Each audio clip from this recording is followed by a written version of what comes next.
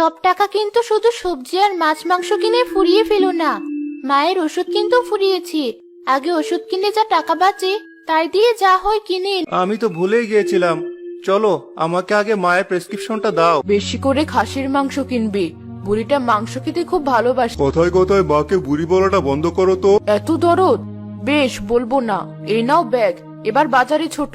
Bag নিয়ে রাজীব বাজারে চলে গেল। অন্যদিকে সজীব মায়ের ওষুধ কিনে মনে মনে ভাবলো, ওষুধ কিনতেই তো 700 টাকা খরচ হয়ে গেল। এবারে 300 টাকা দিয়ে কি কিনবো? এই টাকা দিয়ে বরং কিছু সবজি কিনে নিয়ে যাই। মায়ের স্বাস্থ্যের জন্য এখন এগুলোই বেশি দরকার। সজীব বাকি টাকা দিয়ে সবজি কিনে বাড়ি ফিরলো।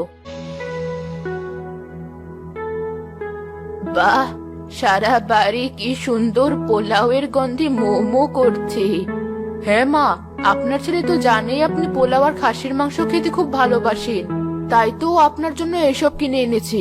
নিন মা, খেতে বসুন।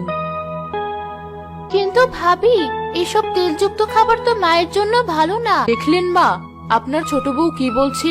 নিজের বর বাজার থেকে সবজি এনেছে তাই আপনাকে মাংস খেতে দেবে না। বলি মা তো দুজনকে 1000 করে টাকা দিয়েছিল।